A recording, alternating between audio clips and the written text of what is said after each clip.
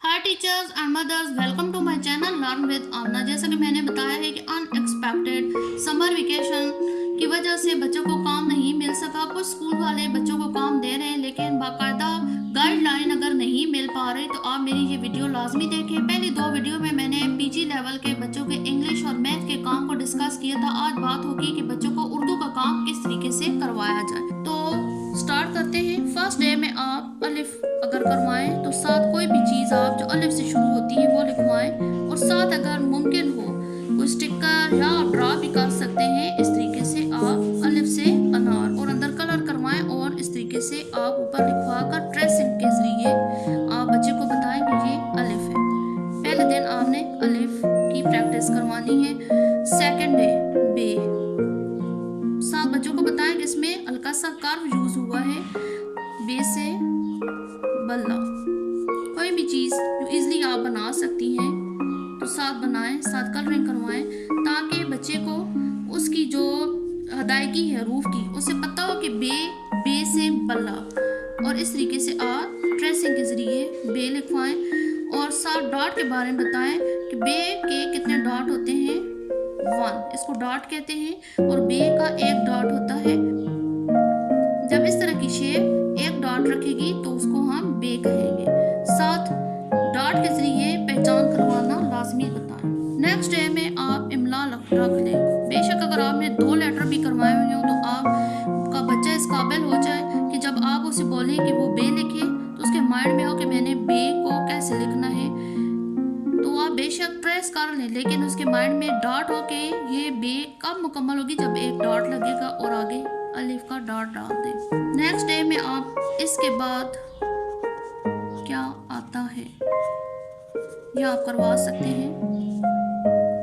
ये जब थोड़े से लफ्ज ज्यादा हो जाए तो तब आप करवाएं।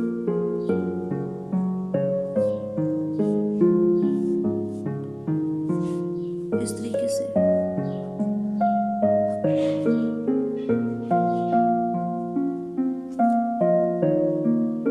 मजीद पहचान के लिए आप इस तरीके से भी करवा सकते हैं कि अलिफ तलाश करें।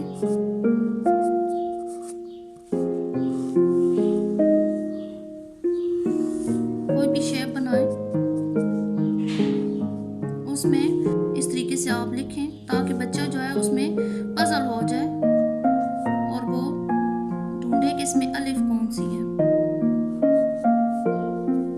और बच्चा अंडर सर्कल करे। और इस तरीके से बे फिर पे फिर ते से मुकम्मल गाइडलाइन देने के लिए मैं आपको अलिफ बे एक दफ़ा फिर पूरी बता देती हूँ कि किस तरीके से आपने डॉट डलवाना है और बच्चे को किस तरीके से लिखवाना है, ताकि आप घर में बैठे इजीली करवा सकें। अलिफ का ये डॉट होता है, बे का ये ट्रेसिंग, पे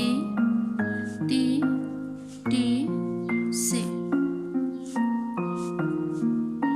आगे जीम की इस तरीके से ट्रेसिंग होगी, ऐसे लेकर ये जीम जे ए,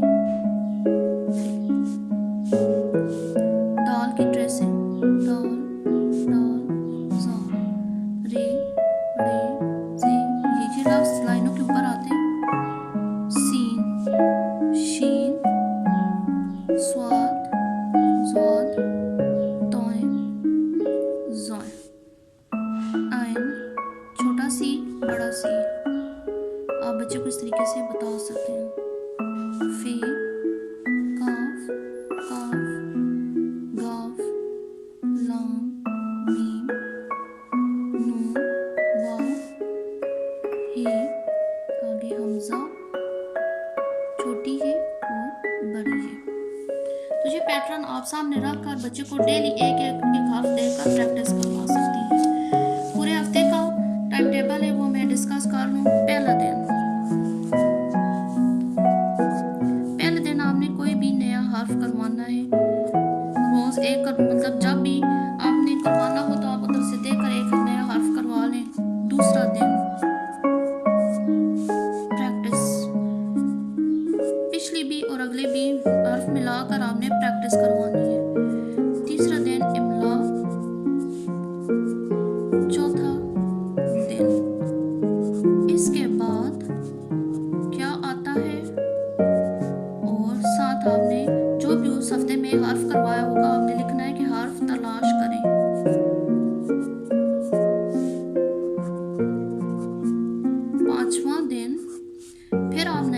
हर्फ दे सकती हैं। छठा दिन,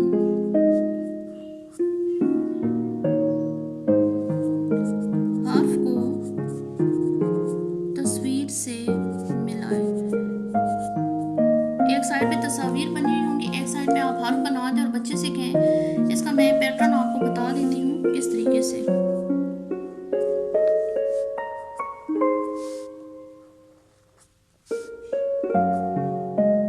जैसे कि अलिफ से अनार है, आप अनार को इस तरीके से इधर बनाएं।